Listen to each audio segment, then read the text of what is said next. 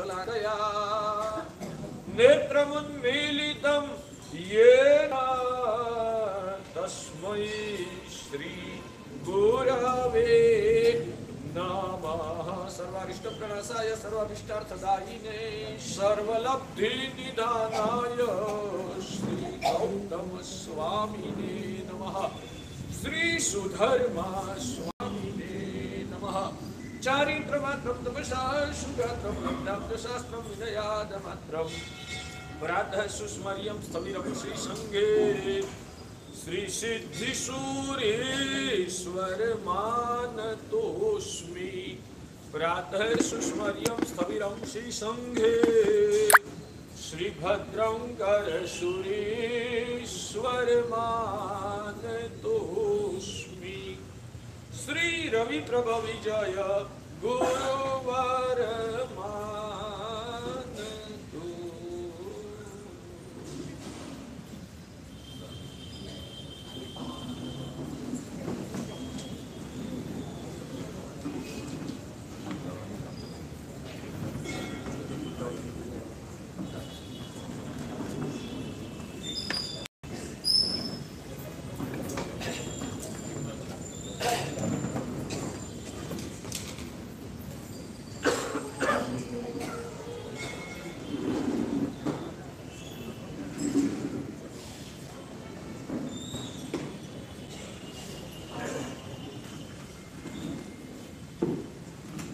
सम्यक दर्शन शुद्धम योग ज्ञानम विरतिमेव चाप्नोति दुःख निमित्तमपीदं तेन सुलभ्यं भवति जन। भाग्यशालियों, अनंत उपकारी परम करुणे सागर तारक देव तीर्थंकर भगवंतों ने जगत के जीव मात्र के कल्याण के लिए धर्म शासन की स्थापना की है। बहनों की चेहरे की आवाज बहुत आता है। चेहरे इतनी रखनी नहीं चाहिए पहले से। जिनको पैर की तकलीफ नहीं होती है ना, वो भी चेयर पर बैठ जाते हैं।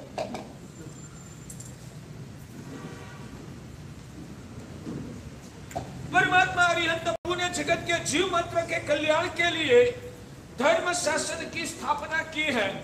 भाग्यशालियों, परमात्मा अरिहंत प्रभु अरिहंत कैसे बने? अरिहंत की जो अवस्था है ना, वो इस जगत में चक्रवर्तियों इंद्रों से भी अनंत गुनी बढ़िया है। भौतिक रूप से कह रहा हूं, आध्यात्मिक रूप से तो परमात्मा की जो वितराग दशा और विशुद्ध जो आत्मा अवस्था है वो तो महान है ही। भौतिक रूप से भी तीर्थंकर भगवान का जो दर्जा है, उनका जो भौतिक लेवल है, वो भी इस जगत में सर्वोत्कृष्ट क्वालिटी वाला होता है। इस के 64 इंद्र भी उन परमात्मा के चरणों को चूमते हैं, उनकी सेवा करते हैं, उनके प्रति सद्भाव रख के उनकी कृपा को चाहते हैं। वैसा अरहंत्य का पद इस जगत का सांसारिक जगत में भी सर्वोत्कृष्ट पद है। वो पद भगवान ने किस आलम्बन से पाया, आप जानते हैं या नहीं जानते? भगवान ने ये अवस्था, ये पद कैसे पाया? कैसे पाया? सभी जीव करु शासन ऋषि की भावना से पाया। भाग्यशाली, इसमें दो चीज महत्व की है। सभी जीव करु शासन ऋषि जो पद है ना, उसमें दो चीज का समावेश है। पूरा 4 महीने का प्रवचन ये दोनों पद के पर ही आगे चलने वाला है। उसमें पहला पद है सभी जीव, यानी कि भगवान ने जगत के सभी जीवों को अपने हृदय में स्थान दिया था। भगवान ने जगत के सभी जीवों को अपने हृदय में स्थान दिया था। एक भी जीव को बाकात नहीं रखा था। एक भी जीव का सुखी चाहना में भगवान ने अंतर में कमी नहीं रखी थी। सभी का भला हो, सभी का अभ्युदय होना चाहिए, सभी का उत्कर्ष दिख दिख के भगवान खुशी महसूस करते थे। वो अंदर की जो उदारता का परिणाम था न, वही भगवान का अरहंत्य का बीज था। भाग्यशाली। और हमारे गुरुदेव भद्रंकर सुरेश्वर जी महाराजा हमको बार बार कहते थे, सर्वोत्कृष्ट पुण्य की प्राप्ति कैसे होती है? सर्वोत्कृष्ट पुण्य की प्राप्ति कैसे होती है? आइंबिल करने से सर्वोत्कृष्ट पुण्य पैदा होगा। अर्यंत भगवान की अष्ट प्रकारी पूजा करने से सर्वोत्कृष्ट पुण्य पैदा होगा। स्वद्रव्य से भव्य जिनालय का और तीर्थ का निर्माण करने से सर्वोत्कृष्ट पुण्य पैदा होगा। दीक्षा जीवन ग्रहण करने से सर्वोत्कृष्ट पुण्य पैदा होगा। हमारे गुरुदेव भद्रंकर सूरी दादा कहते थे कि पर उपकार की भावना से दूसरे का उत्कर्ष दिख दिख के हृदय में खुशी महसूस करने से, लोकोत्तर परोपकार की भावना से सर्वोत्कृष्ट पुण्य का निर्माण होता है। दूसरे का भला चाहने से उत्कृष्ट पुण्य का बंध होता है। दूसरे का सुख दिख के जलने से सभी पुण्य जल जाता है। लिख के रखिए, आपका मेमोरी पावरफुल लग रही है। मैंने 4 दिन पहले भी इशारा किया था, ये बातें बार बार आने वाली नहीं है। एक बार आ जाती है, शायद 2-3 बार आएगी, बार बार आने वाली नहीं है। सब आपको याद रह जाता है। और मूल्यवान या तो याद नहीं होता है तो लिखना पड़ता है, या तो चीज मूल्यवान लगती है तो लिखना पड़ता है। जो चीज याद रह जाती है वो लिखने की जरूरत नहीं, या जिसका मूल्य समझ में नहीं आता है, कोई महत्व की बात नहीं है, तो भी लिखने की जरूरत नहीं है। आप भी नहीं लिखते हैं तो दोनों में से एक तो होगा। या तो आपकी मेमोरी पावरफुल होगी इसलिए नहीं लिखते, या तो मेरी बातों का कोई आपको महत्व समझ में नहीं आता है इसलिए आप नहीं। समझदार व्यक्ति होता है ना, तो वो तो सोचता है कि ऐसी चीज दोबारा कब मिलेगी, कितनी अद्भुत चीज 2 वाक्यों में मिल गई। मेरे भगवान ने कहा है कि दूसरे जीवों को प्रेम करने से, दूसरे का उत्कर्ष की चाहना रखने से, दूसरे को ऊंचे उठाने की कोशिश करने से, यानी कि उत्कृष्ट क्वालिटी का परोपकार की भावना से, दूसरे जीवों को प्रेम करने से सर्वोत्कृष्ट क्वालिटी वाला पुण्य प्राप्त होता है। यहां तक तो ठीक है। दूसरा ध्यान रखिए, किसी का भी आपने अभ्युदय दिखा, अभ्युदय दिख के अंदर में जलन हुई, उनको नीचे गिरता दिखकर खुशी महसूस किया, दूसरे जीवों के प्रति ईर्ष्या का परिणाम मन में रखा। मेरे भगवान कहते हैं जितना भी नया तो पुण्य होता नहीं है, नया तो पुण्य उसमें नहीं होता है, नया तो पाप कर्म का बंध ही होगा, नया तो पाप कर्म का ही बंध होगा। एक स्टेप आगे बढ़कर पुराना जो पुण्य का संचय किया है ना, वो भी जल जाएगा।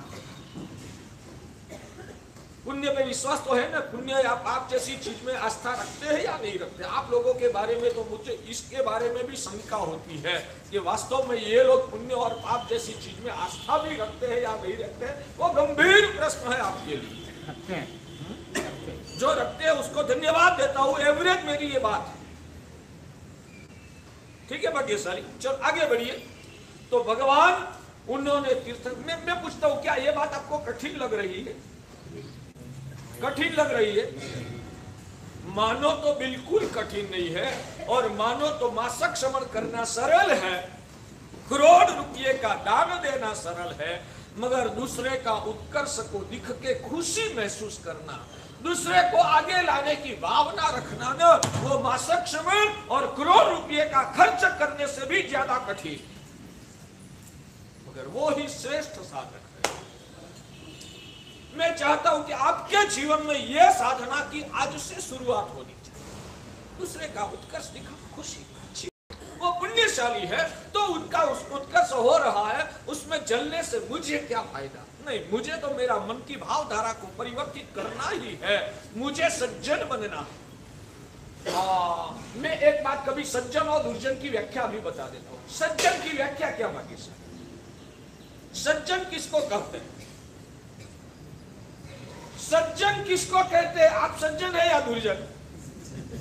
आप जो मेरे सामने बैठे हैं ना भाग्यशाली, आप लोग सज्जन है या दुर्जन?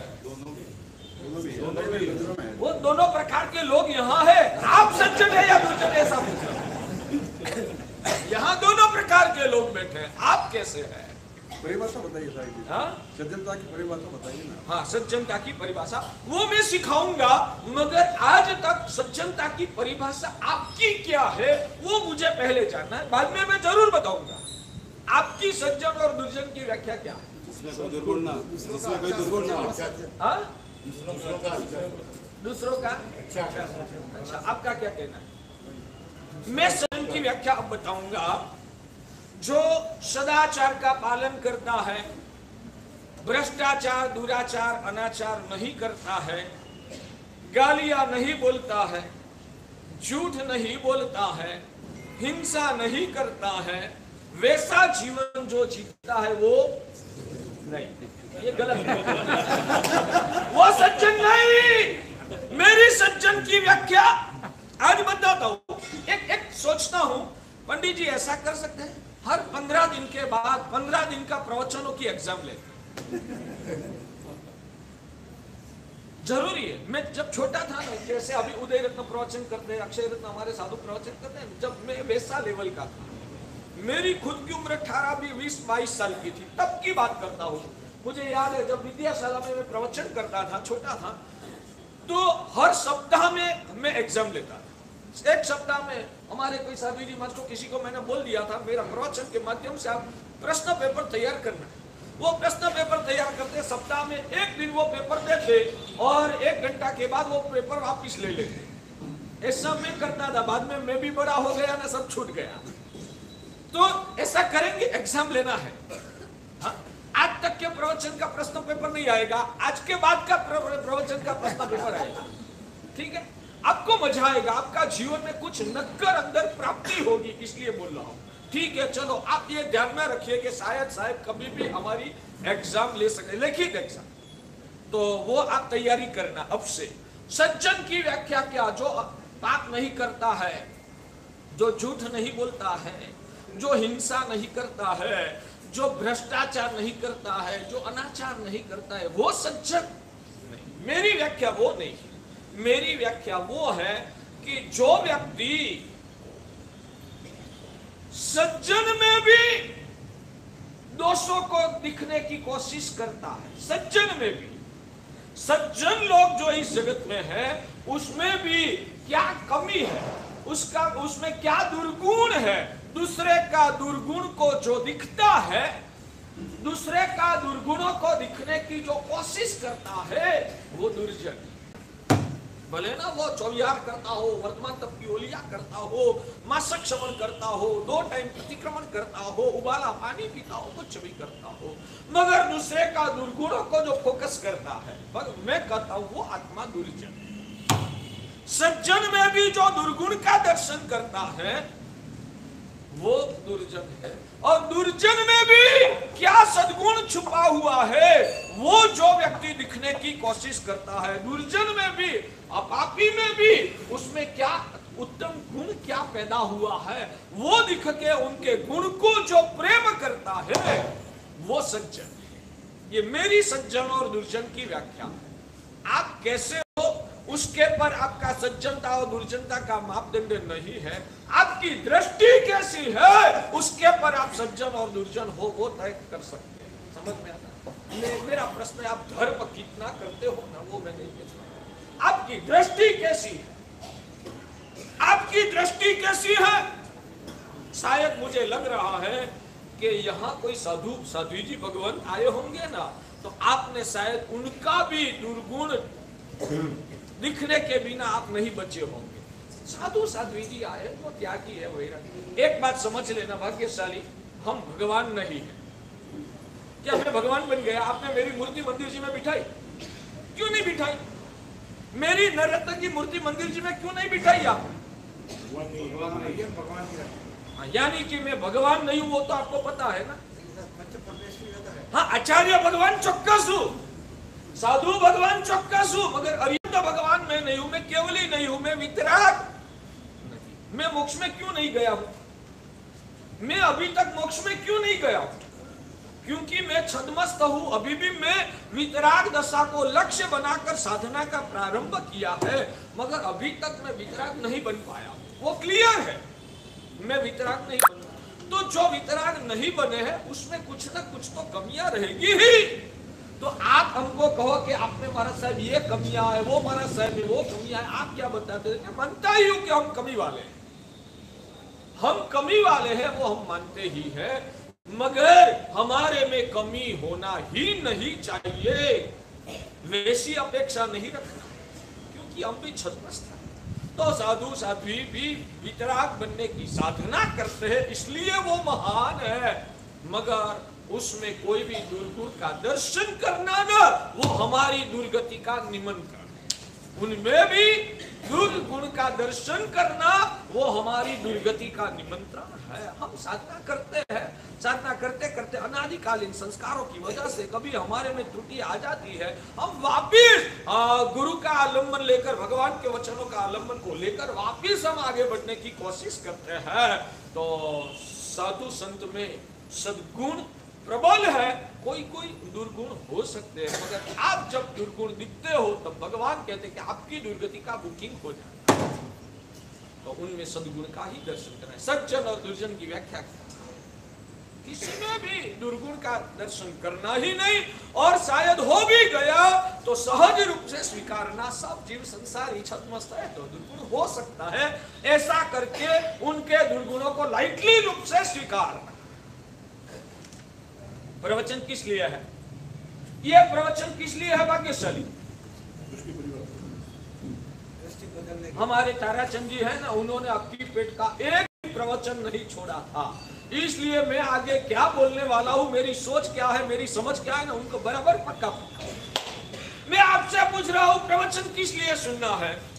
मैं कभी कभी, अब तो क्या है, जैसे जैसे सालों बढ़ती जाती है मैं तो प्रवचन का ढंग में भी थोड़ा थोड़ा बदलाव आता रहता है। बहुत सारे सालों पहले मैं एक बार बार करता कि यहाँ से आप घर से निकले, और घर से निकल के जब आप यहाँ व्याख्यान में आ रहे हैं तो आप रास्ते घर से जल्दी से निकल गए, 8:45 बजे 8:30 बजे आप निकल गए, क्योंकि आपको 8:55 बजे तो यहाँ टच होना ही है।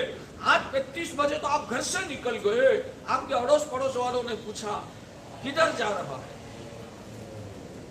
आप क्या जवाब दोगे? व्याख्यान सुनने के लिए जा रहा है ना?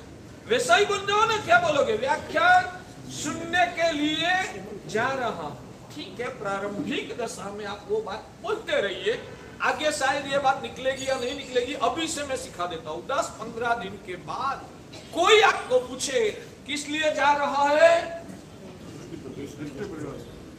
तो कहना व्याख्यान सुनने के लिए जा रहा हूं। अभी ठीक है, 10-15 दिन में आपकी भूमिका ऐसी बन जानी चाहिए, बाद में कोई पूछे किस लिए जा रहा है, मैं संसार और आत्मा का स्वरूप को जानने के लिए, समझने के लिए जा रहा हूं। मैं संसार और आत्मा का स्वरूप को समझने के लिए जा रहा हूं। कोई पूछे किस लिए जा रहा है, तो संसार और आत्मा का स्वरूप को समझने के लिए जा रहा हूं। ये बोलने से क्या फायदा होगा आपको पता है? आप समझना क्या होता है, जो मैं नहीं जानता हूं वो समझना, यानी कि मैं इस बारे में अज्ञान हूं, वैसा गर्भित रूप से आपकी कबूलात इसमें छुपी हुई है। मैं संसार और आत्मा का स्वरूप को समझने के लिए जा रहा हूं, वैसा जब आप बोलोगे ना, तब उसका फलितार्थ क्या होगा, गर्भित रूप में उसमें क्या सूचित अर्थ निकलता है? मैं संसार के बारे में और आत्मा के स्वरूप के बारे में मैं अज्ञान हूं, वैसी कबूलात हो जाती है ना, उसमें गर्भित रूप से होती है या नहीं होती?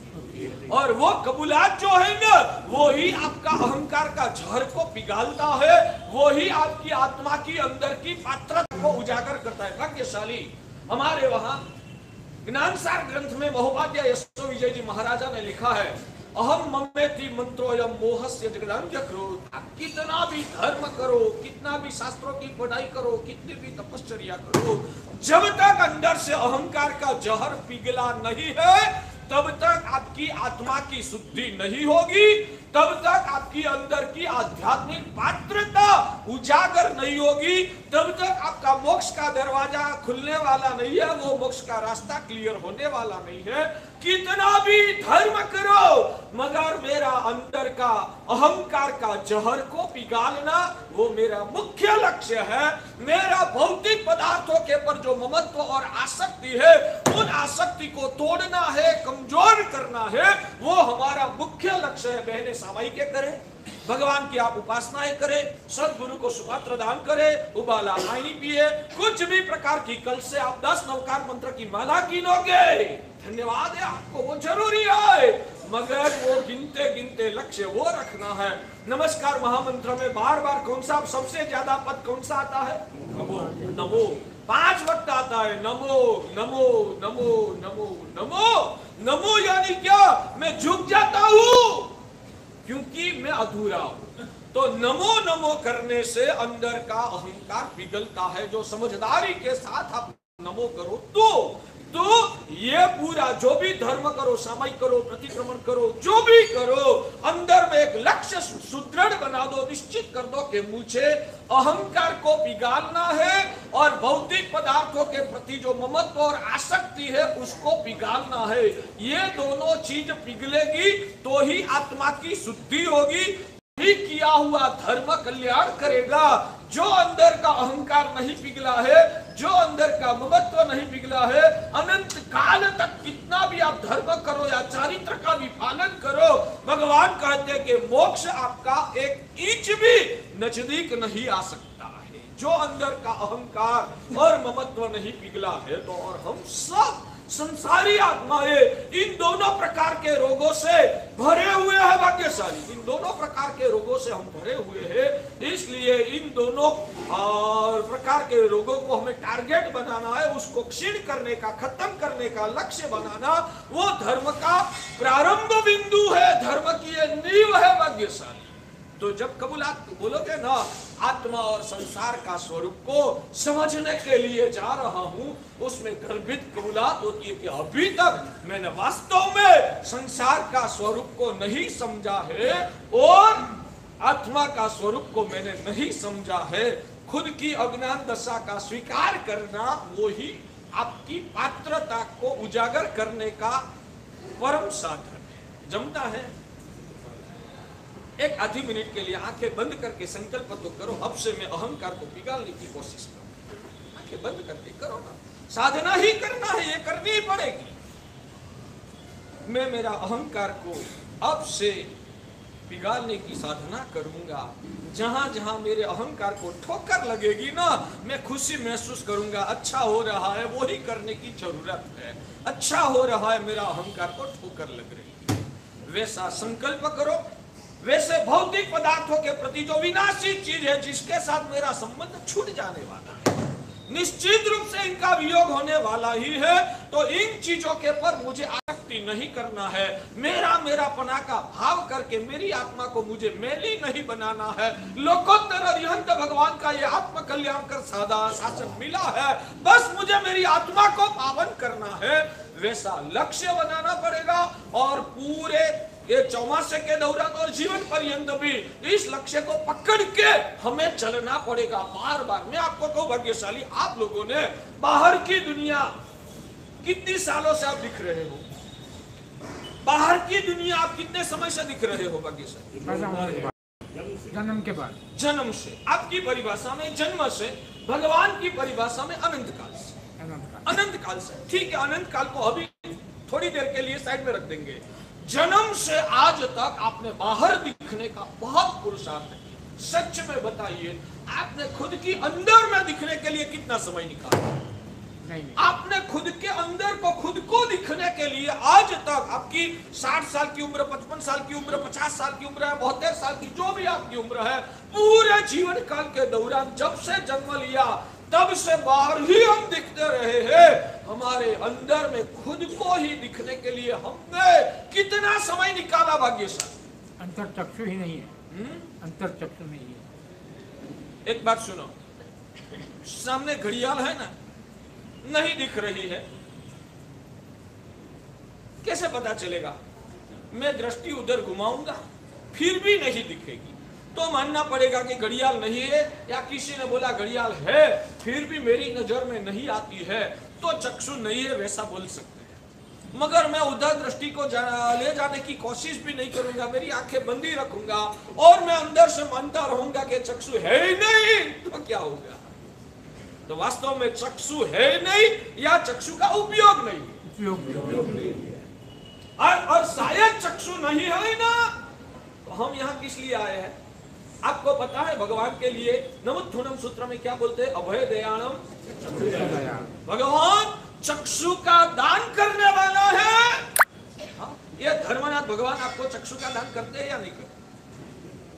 भगवान तो, अरे भगवान तो क्या पत्थर की मूर्ति गद्दी पे बैठे हैं, भगवान तो हमारे साथ बोलते नहीं है। भगवान क्या कुछ देते हैं? भगवान चक्षु देते या नहीं देते? किस रूप से देते? किस रूप से देते हैं?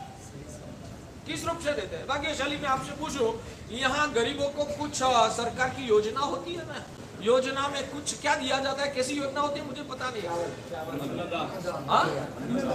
अन्नदान करते हैं, या तो और जो मोदी जी ने सभी का अकाउंट का जो क्या खुला है, क्या बोलते हैं,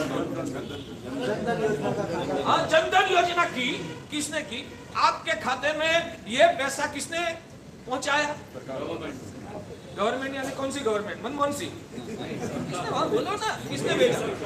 मोदी ने आपको बैंक में खाता खुलवाया ना? क्या मोदी तो आया ही नहीं था, उसने कैसे खुलवाया? मोदी आए थे उस टाइम यहाँ आपके जयनगर में, तो कैसे खुलवाया? बोलो अधिकारियों के माध्यम से, बोलो ना, अधिकारियों के माध्यम से हमारा ये खाता उन्होंने खुलवाया, अधिकारियों के माध्यम से खुलवाया। तो किसने खुलवाया कहा जाएगा?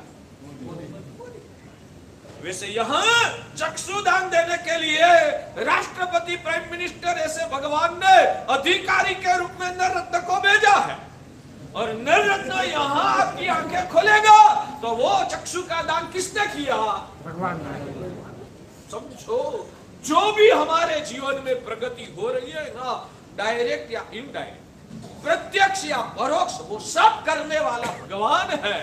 तो यहाँ गुरु को खींच के बुलवाया, वो भी भगवान ने बुलवाया।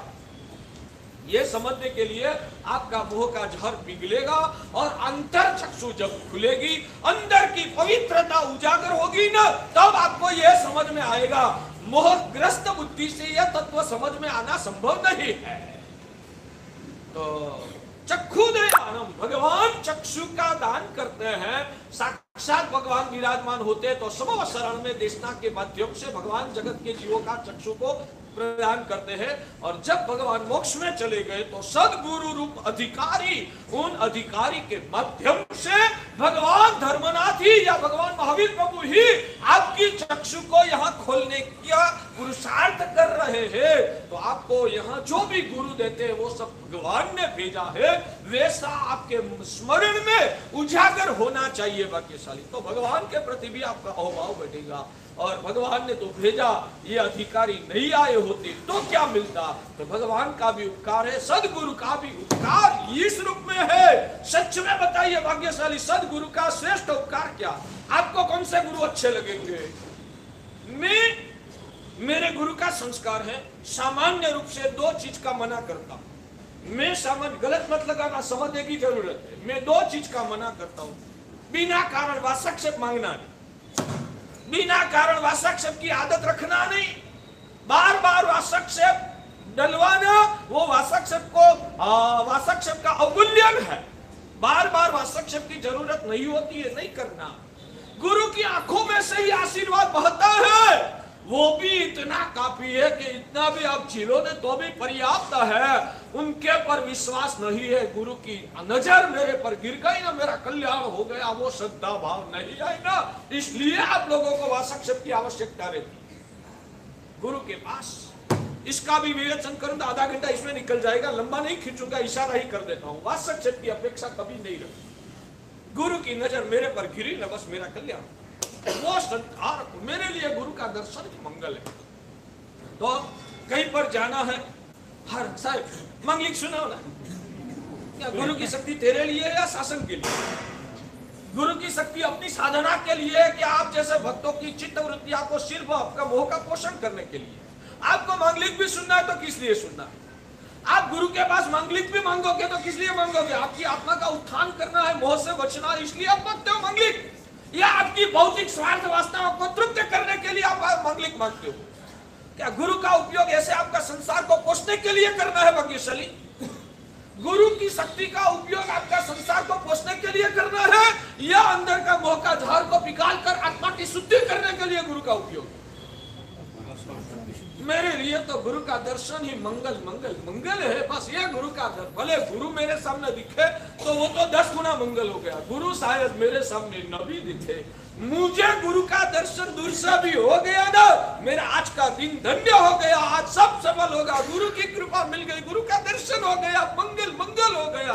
गुरु के दर्शन में ही महामंगल के रूप में श्रद्धा होती ना, तो गुरु के शब्दों का मंगल की अपेक्षा ही पैदा नहीं होती। मगर गुरु के दर्शन में श्रद्धा नहीं है, इसलिए वासक से या मंगलिक की आवश्यकता है। पूछना है किसी को कुछ बदलाव लाओ। गुरु को ऐसे डिस्टर्ब करना नहीं है। गुरु स्वाध्याय करते हैं, उस टाइम आप आए साहब वासक कर स्वाध्याय करते, साधु को पढ़ाते हैं, वो अपने आत्मज्ञान ध्यान में लीन है। क्या उनको डिस्टर्ब करना वो मंगल है? नहीं करना। बस गुरु का दर्शन मेरे लिए पावन मंगल है, उतनी श्रद्धा रखो। वासक से और मंगलिक इन दोनों चीजों की अपेक्षा अपने जीवन में हमें रखना नहीं। हाँ, गुरु सामने से करुणा करके उनको अंदर से आवाज आई कि इनको मंगलिक सुनाना है तो ठीक है, गुरु को अंदर से कि मुझे वासक शब्द देना है तो ठीक है, वो गुरु की कृपा है तो मैं झेल लूंगा। मगर मुझे मंगलिक और वासक शब्द कभी भी मांगना नहीं है। मेरी बात न भी जमे तो आप प्रश्न कर सकते हैं। गुरु स्वाध्याय में है तो हम उनको वंदन कर सकते हैं। गुरु 24 कलाक स्वाध्याय में ही होते हैं, इसलिए तो आपको सिस्टम रखनी चाहिए। पूरा संघ एक साथ आए, एक साथ वंदन करे। बाकी फिर भी आ रहे हैं तो वंदन तो करना ही है, मगर उनको डिस्टर्ब न हो वैसे करना है। बार साहब वंदन करो, गुरु बाद वंदन करो, बार बार ऐसा पूछ के भी गुरु को डिस्टर्ब करना नहीं है। चलो अब अपनी सचखंड भी आप स्वार्थी और इतने चंचल है और इतने क्या है कि अंदर से संगठन नहीं है, बिखरे हुए। बाकी सब साथ में आओ, 50-100 लोग गुरु मंगली आपको सचखंड भी देंगे। क्या होता है, चंद्र कुमार जी आए, वंदन किया, साहब नौकर सिखाया, बियासना चल रहा है, बियासना का पचखान दो, ठीक है, गुरु माँ ने दे दिया। 2 मिनट के बाद भुरमल जी आएगा, साहब नौकर का पचखान दो, साहब ने उनको भी पचखान दे दिया। 5 मिनट के बाद हीरालाल जी आएंगे, साहब पचखान दो, तो साहब क्या न है। उसका मतलब ये नहीं हम तो करुणा कर, मगर स्वाध्याय की जो साधना है, चारित्र जीवन, मुख्य रूप से हम बार बार कहते हैं, मेरे साधु और सभी को बार बार कहता हूँ, हमने दीक्षा किसके लिए लिया है? जगत के कल्याण के लिए लिया है, स्वयं के कल्याण नहीं। हमने जो दीक्षा लिया है वो आत्मा, खुद का आत्मा का कल्याण करने के लिए ही लिया है। हाँ, बहुत सालों की साधना के बाद जब एक परिपक्वता, एक लेवल आता है, तो हमारे गुरु हमको आदेश करते हैं कि भगवान ने और जगत ने तेरे पर उपकार किया है, तो उसका ऋण चुकाने के लिए अब तेरा एक लेवल बना है, तो तुझे भी जगत को तारने क्या साधना पुरुषार्थ करना है। गुरु आज्ञा करते। आज मैं यहाँ प्रवचन में बैठा हूँ ना, किसको पूछ के आया? मैं प्रवचन में बैठा हूँ तो किसको पूछ के आया? गुरु की आज्ञा से। मेरा गुरु तो है ही नहीं, मेरा गुरु तो है ही नहीं। आपके भाव में गुरु मेरा गुरु हर पल मेरे साथ, मेरे गुरु हर पल मेरे साथ है, हर पल में उनकी आज्ञा। मेरे गुरु ने ही आज्ञा किया था, जब तक तेरे शरीर में ताकत है तब तक अब से तुझे जीनवाणी भव्य जीवों को देना है। वो मेरा गुरु की आज्ञा थी। मैं आज भी यहाँ पाठ पे आता हूँ तो मेरे गुरु की आज्ञा का स्मरण करके आता हूँ कि मेरे गुरु की आज्ञा का मुझे पालन करना है। तो मैं जो भी कर रहा हूँ वो मेरे गुरु की आज्ञा से ही कर रहा हूँ। तो गुरु ने आज्ञा दिया कि तब अब तेरा 25-30 साल का दीक्षा पर्याय हुआ है, अब तू संयम में स्थिर हो चुका है, अब तुझे तेरे में जितना चाहिए आवश्यक है उतना ज्ञान प्राप्त हो गया है, तो अब जगत के जीवों को भी देना। तो मैं उनकी आज्ञा का पालन के रूप में प्रवचन करता हूँ। बाकी हमने दीक्षा लिया है अत्तहियर्थयाय, खुद की आत्मा की साधना के लिए ही हमने दीक्षा लिया है। तो अब बात वो थी कि साधु ज्ञान दर्शन और चारित्र की साधना करते हैं, तो हमारी वजह से उनकी साधना में डिस्टर्बेंस नहीं होना चाहिए। हमें तो सिर्फ उनका दर्शन करके हमारी आंखों को पावन करना है, हमारी आत्मा को हमें पावन करना, उनका दर्शन करके हमारी आत्मा को हमें पावन करना। बहुत सारे लोग आप हमारे पास आओगे ना तो आपकी बातें भी क्या होगी, साहब 5 साल से धंधा साहब, मेरी लड़की है ना वो 32 साल की हो गई, ठिकाना नहीं पड़ा। साहब मेरे अड़ोस पड़ोस वाले हैं मेरे साथ गद्दारी करते। आपकी बातें गुरु के पास भी क्या होती? जो हमने छोड़ दिया है, जो हम आपको भी छोड़ने का ही उपदेश देते हैं, वो ही ठीक करने के लिए हमारा उपयोग करना है क्या भाग्यशाली? आपको समझो, आज के साधु शायद आप लोगों की फरियाद हो कि वो नीचे गिरे, उनका लेवल से नीचे उतरे हैं, वैसा शायद किसी की फरियाद होती है। तो मेरा सवाल है कि हमको नीचे किसने गिराया? आपने ही गिराया है। आपकी संसार की मोह माया का पोषण करने के लिए हमारा जीवन थोड़ा है भाग्यशाली। कोई संसार में कोई समस्या है तो किसके पास जाना? आपके सही बात, बिल्कुल सही बात है। हम अभी क्या कर रहे हैं? आपकी समस्या में भी आप स्वस्थ कैसे रह पाओ? एक बात समझना, समस्या को मिटाना वो हर व्यक्ति के वश की बात नहीं है। आप ध्यान में रखिए, आप लोग गलत दिशा में भटक रहे हो। आप लोग अज्ञानता की वजह से गलत पुरुषार्थ में बेचैन होकर जीवन को बर्बाद कर रहे हो। ये गंभीर बात है। आपने जो प्रश्न पूछा और बार बार पूछने के लिए आते हैं ना, उन सभी समस्याओं का समाधान 2 वाक्यों में आपको दे दूं। समस्या को मिटाना वो हर व्यक्ति के वश की बात नहीं है। आपका नसीब ही फूटा हुआ है तो समस्या की आप कितना भी सुलझाने की कोशिश करोगे नहीं सुलझेगी, है ना? आपके जीवन में ऐसा है या नहीं है?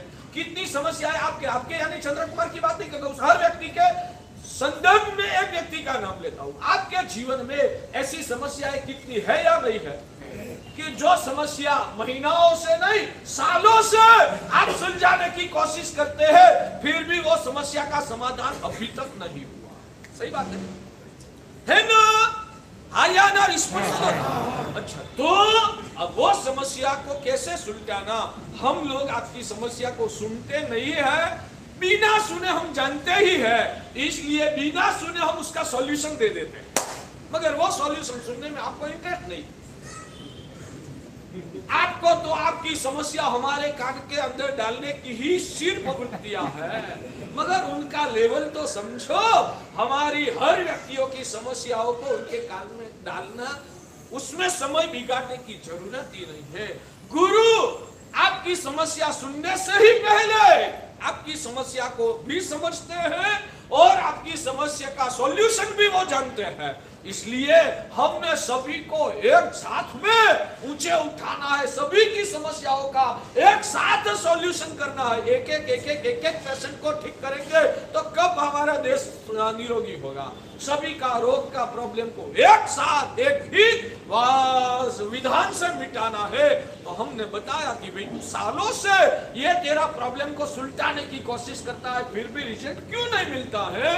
उसका कारण है तेरा पुण्य कच्चा, उसका कारण है तेरा पुण्य कच्चा है। हम कहते हैं, जाहिर में सभी को बोलते हैं कि आप एक एक व्यक्ति, मैं जयनगर चौमासा आपका कल्याण के लिए ही करने के लिए आया हूं, एक एक व्यक्ति को आपकी समस्या मुझे बताने के लिए आना नहीं है। आप सभी की समस्या मैं जानता हूं और एक वाक्य में मैं कहता हूं कि आप लोगों का पुण्य कच्चा पड़ रहा है, इसलिए आपके जीवन में समस्याएं आ रही है। तो पुण्य बढ़ाने की साधना करो।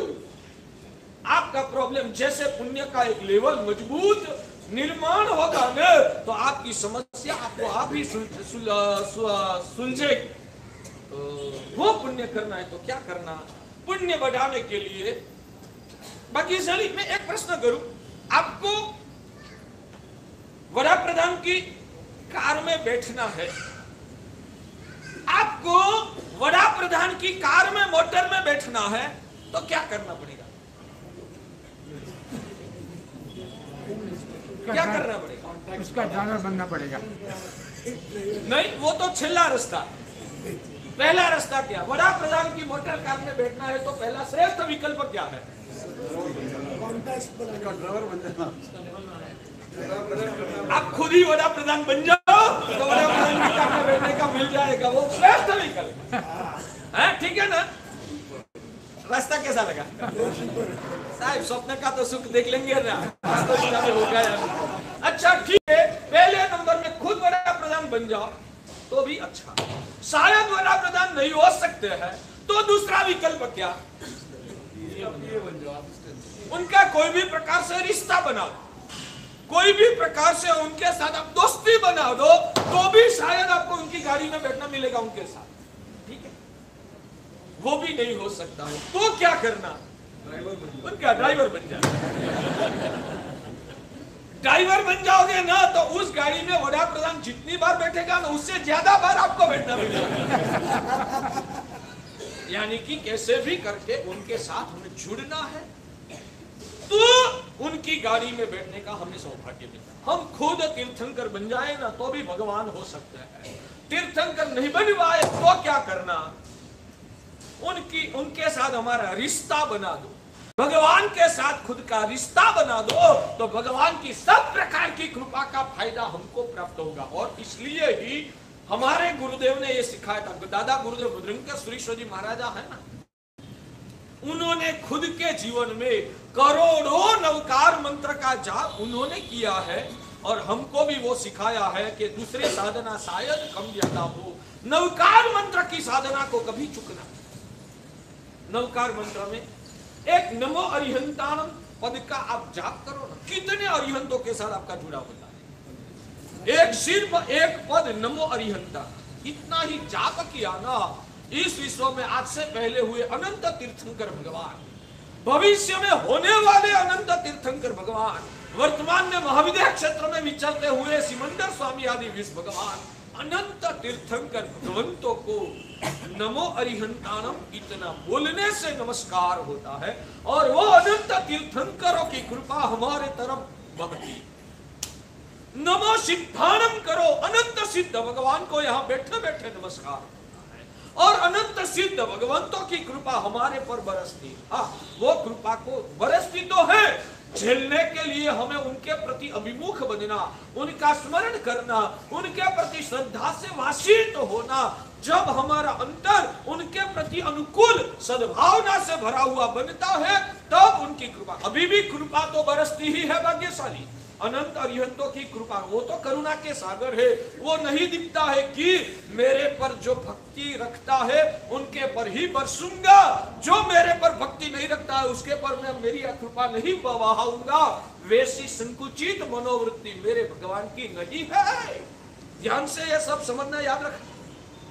भगवान विश्व के भव्य जीवों के पर भी अपनी करुणा को बहाते हैं, भगवान अभव्य जीवों के प्रति भी अपनी करुणा बहाते हैं। इसमें क्या लिखा? सभी जीव। उन्होंने एक बात आपको पता है, भव्य जीव होता है ना वो ही शायद मोक्ष में जा सकता है, अभवी जीव अनंत काल में कभी भी मोक्ष में जाने वाला नहीं है, अभवी जीव मोक्ष में नहीं जा सकता है। तो भगवान ने ऐसी भावना रखी, भव्य जीव करू शासन रसी, भव्य जीवों का कल्याण हो वैसा चाहा था भगवान ने। भगवान ने कभी ऐसा भेदभाव कभी भी नहीं रखा था कि भव्य का कल्याण करूंगा, अभवी के साथ मुझे कोई लेना देना नहीं, वैसा भगवान ने मन में कभी नहीं सोचा था। उन्होंने तो वो ही सोचा, सभी जीव करूं, विश्व के सभी जीवों का कल्याण। यानी कि उनकी कृपा तो आज इस पल में भी मेरे पर भी बरस रही है, आपके पर भी बरस रही है, अनंत तीर्थंकरों की कृपा बरस रही है। मगर ऊपर ढक्कन रखा हो ना, बारिश गिरेगा। यहाँ ये क्या शेड बनाया है ना, यहाँ ये शेड बना दिया है, शेड के बाहर के भाग में बारिश गिरता है तो जमीन को गिला देता है। यहाँ इस शेड के नीचे जमीन गीली नहीं होती है, तो कारण क्या? बारिश ने भेदभाव रखा ना, तूने शेड रखा ना, मैं तुझे बारिश नहीं दूंगा, पानी नहीं दूंगा। बारिश ने तो वैसा ही भेदभाव रखा ना, तूने शेड क्यों बना दिया, मैं तेरे पर नहीं गिरूंगा, भेदभाव रखा था। बारिश तो कहता है मैं तो पूरे देश में विश्व में बरसता हूं, जो ऊपर ढक्कन रखता है उनको पानी नहीं मिलता, पानी साइड में से गिर जाता है, उनके अंदर नहीं उतरता। तो बारिश के उसमें मेरी गलती क्या, मैं क्या करूं? तूने ढक्कन रखा है, शेड बना दिया है, तो तुझे पानी नहीं मिलेगा, उसमें मेरी क्या जिम्मेदारी? मैं तो बरसता हूं, तू तेरा ढक्कन को हटा ले तो मैं तेरे अंदर में भी उतर जाऊंगा। ठीक है, भगवान की कृपा सर्वत्र बरसती है, मगर जिसने अपना मिथ्यात्व का ढक्कन रखा है, जिसने अपनी संसारों की प्रबल वासना का ढक्कन खुद के अंदर सिर पे रखा है, उनके पर भगवान की करुणा बरसती है, मगर उनके अंदर में करुणा उतरती नहीं है, वो करुणा बाहर से बही जाती है। मगर जो अपना मिथ्यात्व का, संसार की वासना का, स्वार्थ वृत्तिया का, अज्ञानता का ढक्कन को साइड में हटा देता है, उनके अंदर में भगवान की करुणा उतरती है। समझ में आता है? तो इतना विश्वास रखो, मेरे भगवान ने तो कभी भेदभाव नहीं रखा है, उन्होंने तो सभी का कल्याण चाहा है, सभी का उत्कर्ष और अभ्युदय के लिए उन्होंने धर्म शासन की स्थापना किया है। मगर मैं संसार के चक्करों में फंसा हुआ हूं, मैं अपात्र हूं, मैं अंदर से नादान हूं, अज्ञान हूं, मोहग्रस्त हूं, इसलिए भगवान की कृपा का फल मैं नहीं पा सकता, वो मेरी कमी, वो तो बरसती। मगर जब हम नमो नमो नमो करते तब भाग्यशाली मोबाइल में 10 आंकड़ा का रकम होती है, उसमें से आपने 9 आंकड़ा लगाया, बाद में 10वां आंकड़ा लगाओ, तब क्या होता है? सामने वालों के साथ आपका कनेक्शन होता है। वो कनेक्शन करने के लिए आपको क्या करना पड़ता है? सिर्फ उनका नंबर लगा दो, उनके साथ आपका कनेक्शन होता है। भगवान का नाम का, नमो अरिहंताणम पद का अक्षर, उनके साथ आपका कनेक्शन कर दो, वो नंबर लगा दो, यानी कि वो मंत्र का जाप आप रखने लगो, तो भगवान के साथ आपका अनुसंधान हो जाएगा। मैं कहता हूं, जिन शासन में अद्भुत, सर्वोच्च और सरल से सरल साधना ये है, अद्भुत है, सर्वोच्च साधना में कहता हूं, जिंदगी पर्यंत मासक श्रवण करो, उस साधना से भी बड़ी ताकत वाली साधना है नवकार। और वो साधना ऐसी है, श्रीमंत भी कर सकता है, गरीब भी कर सकता है, बच्चा भी कर सकता है, बूढ़ा भी कर सकता है, निरोगी भी कर सकता है, बीमार भी कर सकता है। हर परिस्थिति में रही हुई आत्मा मांस खमन नहीं कर सकती है, हर परिस्थिति में रही हुई आत्मा करोड़ों का दान नहीं कर सकती है, हर परिस्थिति में रही हुई आत्मा नवकार मंत्र गिन सकती है। और ये 14 पुरवनो सा समग्र जिन शासन का सार ये नवकार महामंत्र में छुपा हुआ है। उसका विशेष विवेचन नवकार मंत्र के आराधना के दिन आपके सामने रखूंगा। जब रविवार के दिन नवकार मंत्र की सामूहिक रूप में साधना शुरू करेंगे, तब इसका विशेष विवेचन करूंगा। बाकी कहता हूं, जीवन में कुछ नहीं हो सकता है ना, 24 घंटा नवकार में आप रमते रहो। जब कर्म टूटेगा ना, ये नवकार मंत्र के प्रभाव से धीरे धीरे कर्म टूटेगा, रातों रात टूटने वाला नहीं है, मगर धीरे धीरे उसको कर्म का संचय टूटेगा ना, तो वो नवकार महामंत्र के प्रभाव से एक दिन ऐसा आएगा, आपका जीवन का वास्तव में अभ्युदय होगा। अद्भुत साधना है। मेरे गुरुदेव भद्रंकर सूरी दादा तो कहते हैं कि आप भारत देश के नागरिक बने, आप पैसा कमाते हो, किसकी मेहनत से कमाते हो? आप पैसा कमाते हो तो किसकी मेहनत से आप कमाते हो? खुद की मेहनत से ना, खुद की मेहनत, खुद की समझदारी, जो भी आपके लेवल में बोलते हो, हमारे हिसाब से तो पुण्य से मिलता है, मगर वो बात को साइड में रखो। आप खुद मेहनत करके पैसा कमाते हो, कितना कमाते हो साल भर का? पक्का आंकड़ा नहीं दो तो चलेगा, क्योंकि जाहिर हो जाएगा। खानगी में लमसम आंकड़ा बताइए, आप जैसे जो व्यापारी लोग हैं साल भर में कितने कमाते होंगे? अंदाज बोलो ना, एवरेज। मैं 1 रुपया भी खर्च करने का उपदेश नहीं दूंगा, आप घबराना मत। मेरे गुरुदेव ने मुझे बोल दिया है, ये श्रावक लोग तब तक ही तेरे चरणों में आने वाला है कि पैसे की बात तू नहीं करता।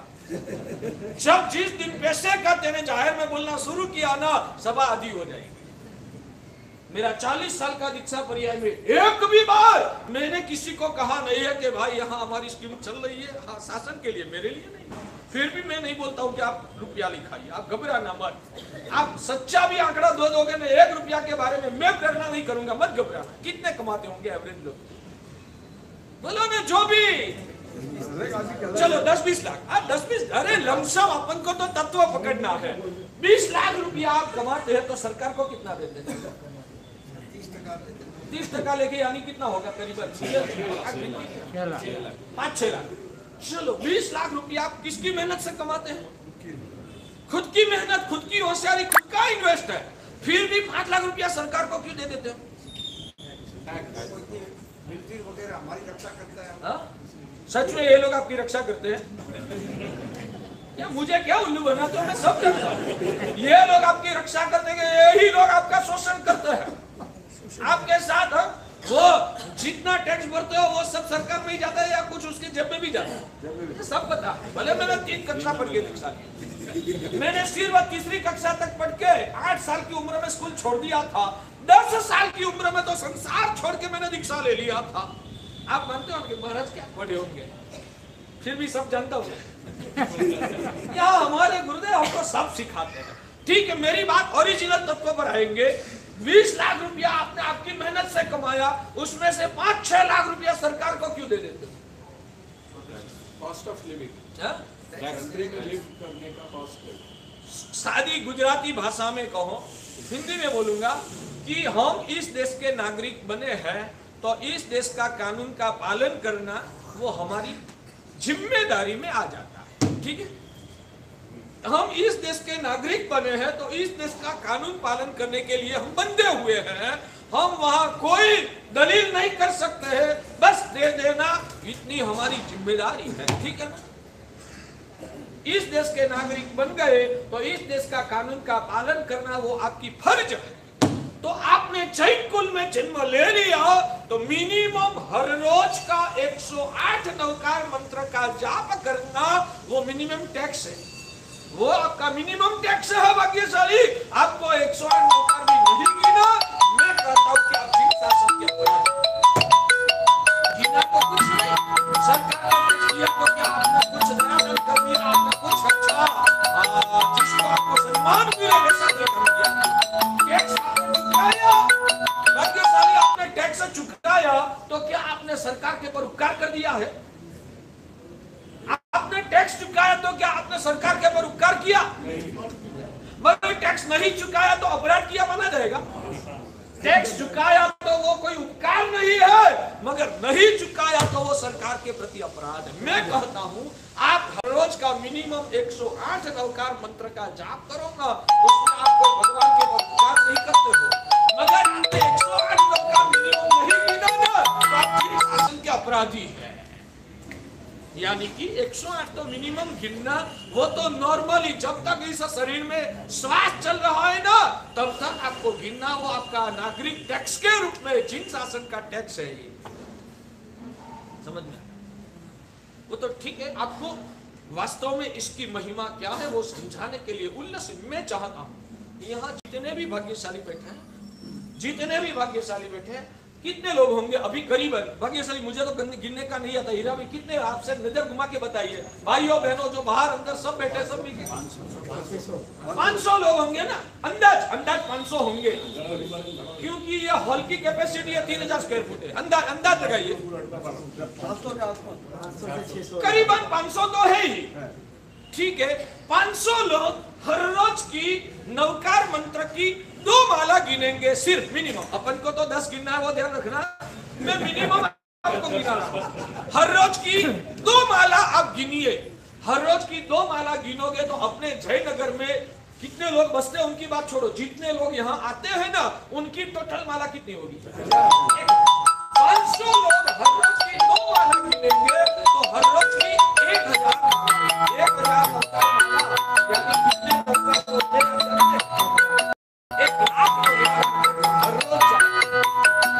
भाग्यशाली। फिर से बोल रहा हूं, यहां बैठे हुए 500 लोग जो वास्तव में मेरे पर प्रेम है इसलिए आ रहे हैं। पहले दिन आए होते ना तो मैं मानता कि कुतूहल के नए महाराज आए हैं कैसे होंगे, एक बार उसका टेस्ट तो करना चाहिए, इसलिए शायद पहले दिन आए होंगे। आप जो आ रहे हैं ना वो अपनी रुचि से आते, मैं धन्यवाद देता हूँ आपको, इतना मेरे पर प्रेम है, मैं खुशी महसूस करता हूँ, आपको धन्यवाद देता हूँ। ये जो 500 लोग हैं सच में बताइए जिनको सिर्फ मेरे पर प्रेम है ना, एक बार हाथ खड़ा करो। अरे वाह, धन्यवाद आपका, कितना प्रेम, बहुत खुशी महसूस करता हूँ, मगर इतना प्रेम मत देना, नहीं तो 4 महीना के बाद भी मुझे निकलने का मन नहीं होगा। तो मैं चाहता हूँ भाग्यशाली 500 लोग जो यहाँ बैठे हैं वो सिर्फ दूसरे लोगों को भी जुड़ना है, मगर हम 500 लोग ऐसा तय करते कि महाराज साहब दूसरी आराधना शायद हमारे से कम ज्यादा होगी, नहीं बोल सकते, मगर मिनिमम हर रोज की नवकार मंत्र की मिनिमम 2 पक्की माला तो हम गिनेंगे ही गिनेंगे। इतना वचन दोगे? 2 माला आप सुबह में गिनो, दोपहर में गिनो, शाम को गिनो, शाम को सोने के समय गिनो, घर में गिनो, बाजार में गिनो, ऑफिस में गिनो, उपासना में गिनो, मंदिर में, जहां आपको जमे वहां। रात में 2 बजे उठ के भी आप गिन सकते हैं, मगर हर रोज की 2 पक्की माला। कब तक? कार्तिक की पूनम। तो क्या रिजल्ट मिलेगा मैं वो बता रहा हूं। आप 500 लोग मिलकर हर रोज की 2 माला गिनोगे, यानी कि 1000 नवकार मंत्र, 1000 माला होगी। 1000 माला यानी कि बराबर मिनिमम 1 लाख नवकार मंत्र का हर रोज का जाप हमारे धर्मनाथ दादा की छाया में, उनके शरण में रहे हुए भक्त आत्माओं का हर रोज का 1 लाख नवकार मंत्र का जाप होगा ना, तो 100 दिन में तो 1 करोड़ का जाप हो जाएगा।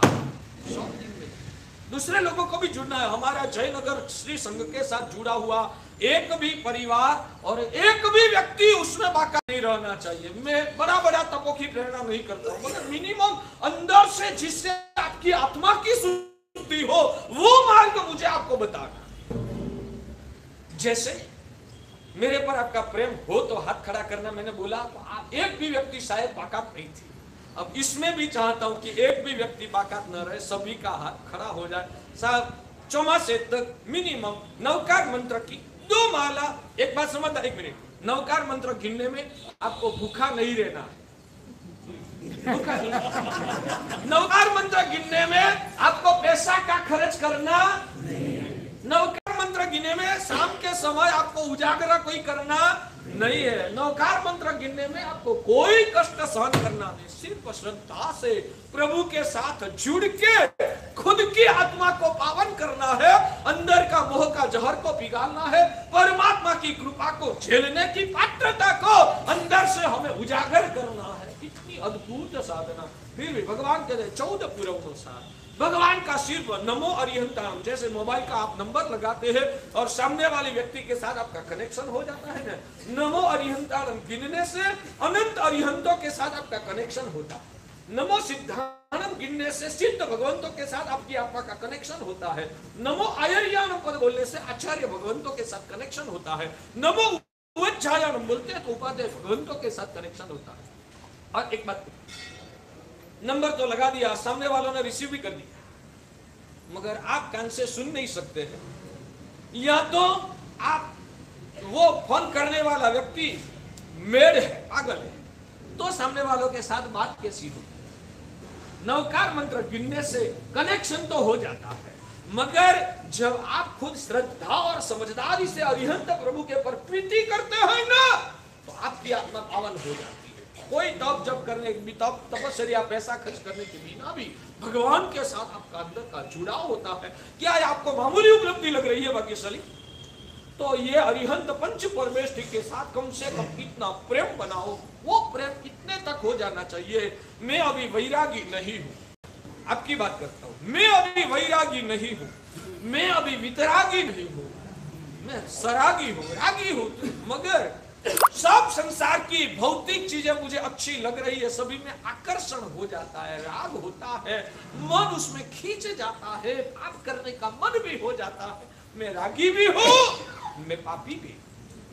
आपकी भूमिका की बात है ना, आप ऐसे ही हो ना जी, कबूलात तो करो, उसमें क्या है। मैं रागी भी हूं, मैं पापी भी हूं, मुझे संसार के सब भौतिक चीजों में मन आसक्त हो जाता है, सब संसार की चीजें मुझे प्यारी है, राग होता है। मगर एक तो दावा करके कहूंगा, भले संसार की कितनी भी चीजें पर मुझे राग हो, मेरा सबसे ज्यादा राग तो अरिहंत भगवान के पर ही है। उतना तो मैं दावा करके कह सकता हूं, इतनी तो भूमिका तक आओ। बाकी रागी हूं, संसार के विषयों में आसक्ति हो जाती है। जैसे आप कहते हैं ना कि संसार में आपको आपकी माता भी प्यारी है, आपके चाचा मामा बुआ भी आपको प्यारे हैं, आपकी साविका भी प्यारे हैं, आपके लड़के भी प्यारे हैं, सब प्यारे हैं, मगर सबसे प्यारे कौन? तो कोई एक व्यक्ति का नाम आएगा। किसका नाम आएगा मुझे जानना नहीं है, मैं सब जानता हूं। मुझे ये भी प्यारे, ये भी प्यारे, ये भी प्यारे, ये भी प्यारे, ये भी प्यारे, ऐसे सैकड़ों लोग मुझे प्यारे हैं, मगर एक व्यक्ति ऐसी है जो मुझे सबसे प्यारे है। ऐसा होता है ना, वैसा बोल दो। मुझे कपड़े भी अच्छे लगते हैं, मुझे मेरा रूप भी अच्छा लगता है, मुझे पैसा भी अच्छा लगता है, मुझे मेरा गाड़ी बंगला भी अच्छा लगता है, ये सब चीजें मुझे अच्छी प्यारी लग रही है, सबसे प्यारा तो सिर्फ मेरे भगवान। इतना तो आप रोम रोम से बोलो भाग्यशाली, बोलो आज नहीं है, कार्तिक की पूनम के दिन तक आ जाएगा, ऐसा तो बोलो जरूर आ जाएगा। भगवान मुझे सबसे प्यारे, सब चीज प्यारी या राखी हूँ, मगर भगवान जितने प्यारे इस जगत में मेरे लिए कोई नहीं। ये अंदर की सटीकता और भूमिका होती है तब आत्मा का उत्थान। तो मैं वो कहता हूँ कि नमो रियंतान नमो सिद्धांत हर रोज की नवकार मंत्र की माला गिनने से आत्मा की शुद्धि होगी। इसमें ही भद्रबाहु स्वामी जी महाराज ने लिख दिया है, ऐसो पंचन मुक्कारो 10 बज गए, ऐसो पंचन मुक्कारो सर्व भावक बनासो। ये पंच परमेष्ठी को सच्चे भावों से किया हुआ नमस्कार की ताकत है कि अनंत काल में संचित किए हुए सभी पापों का वो विनाश करता है। ठीक है, तो ऐसे नवकार मंत्र के बारे में मेरी आपको जो वास्तव में मैं अच्छा लगता हूं और मेरी बात आपको पसंद आती है, शुरू में भूल भी जाओगे, शुरू में थोड़ा कंटाला भी आएगा, आदत नहीं है तो हो सकता है, फिर भी एक निष्ठा से मान लो कि आपको संसार में भी कोई काम अंदर खुशी नहीं हो तो भी मजबूरी से भी करना पड़ता है ना, कभी कभी कोई काम ऐसा होता है ना, मन खुश नहीं है फिर भी करना। मैं कहता हूं कि नवकार को खुशी से ही गिनना है। शायद आलस, प्रमाद और भौतिक वासनाओं की वजह से मन नहीं लगता है तो भी निष्ठा, मेरे गुरु को वो पसंद आता है ना, हम खुद विनती करके लिया है। लंबा विवेचन नहीं करना क्योंकि 10 बज गए हैं। तो मेरा वो कहना है कि अब हम आपको विनती करके लाए हैं तो आपको खुश रखना हमारी फर्ज है। तो सिर्फ आप खुद की श्रद्धा से नवकार को प्रेम से गिनो तो सबसे बढ़िया। शायद प्रेम अंदर नहीं उछलता है तो भी आपकी खुशी के लिए गुरुदेव आपने और कुछ नहीं मांगा, इतना ही मांगा है ना, तो हम कम से कम आज से ही 2 नवकार मंत्र की माला कार्तिक की पूनम तक हम गिनेंगे। उसमें जितना भी पुण्य होगा ना, मैं कहता हूँ वो पुण्य आपके पास ही रखो, मुझे उसमें से एक बूंद भी नहीं चाहिए, वो पुण्य पूरा पूरा तो भाग्यशाली मुझे खुश करने के लिए। और अब वचन देने के बाद, हाँ, अब घबराना नहीं है कि वचन दे दिया तो पालना ही पड़ेगा, मगर निष्ठा से अंदर से अभिलाष है, करने का संकल्प है। शायद कोई दिन भूल गए ना शुरू में, बाद में तो नहीं भूलोगे, तो दूसरे दिन वो 2 के बदले में 4 करके भी पूरी कर देना। एवरेज हमें 2 माला का निकालना है। तो यहाँ से कितने लोग जो मुझे खुश करने के लिए मानो या खुद की नवकार पत्य की निष्ठा से, ऐसे तो 2 में हमें अटकना नहीं है। बहुत सारे लोगों को मेरी वो तो प्रेरणा है कि आपको परिवार दिन मिनिमम 10-10 माला में आना है, मगर व्यक्तिगत रूप से मैं यहाँ चाहता हूँ कि जितने भी भाग्यशाली बैठे, आप 5 माला गिने, 10 माला गिने, आप रिकॉर्ड करते रहना, आपको कार्ड मिल जाएगा, मगर मिनिमम 2 माला कार्तिक की पूनम तक मेरी भी खुशी की वजह से जो गिनने के लिए तैयार है वो हाथ खड़ा कर ले। धन्यवाद है। जिन्होंने कोई बाकी रह गया हो तो मेरी प्रेरणा ध्यान में रखना, आज से आप 2 नवकार मंत्र की माला शुरू कीजिए। और वर्तमान तब का पाया वगैरह की बात करना है, मगर समय खत्म हो गया है तो कल के प्रवचन में वो भी बात करूंगा। जहां से हम बाहर निकले थे वहां बार पहुंच जाते हैं। कोई आपको पूछे व्याख्यान किस लिए सुनने के लिए जाते हो, अभी बोलते हैं कि हम जिन वाणी सुनने के लिए जाते हैं, थोड़े दिन के बाद शब्द प्रयोग को बदल देना। क्या बदलना? संसार और आत्मा का स्वरूप को समझने के लिए जाते हैं, ऐसा बोलना। और थोड़े दिन और जाएगा, बाद में क्या बोलना ना, टाइम हो गया है, वो कल मुझे याद दिलाना कि शायद 3रे नंबर में क्या बोलना, शायद मेरे विषय में से दिमाग में से निकल गया ना, तो आप मुझे याद दिलाना कि आज व्याख्यान सुनने का बोलते हैं, 10 दिन के बाद संसार असार और आत्मा का स्वरूप को समझने के लिए जाते हैं, ऐसा बोलेंगे। उसके बाद और 10-20 दिन गया, बाद में आपको क्या बोलना है ना, वो कल के प्रवचन में आप मुझे याद दिलाओगे तो वो कल सिखाऊंगा। ये जिन वाणी सुन के आप आपका जीवन को सफल बनाओ, वही अंतर से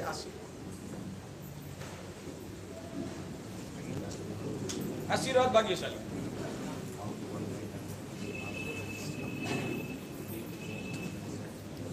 पचखान साहिब जी आप ही तो। हाँ, पचखान श्री जगन्नाथ प्रभु भगवान पुण्यशालियों पचखान। सर एक मिनट बिना जी, हो सके तो पोल्यूशन तक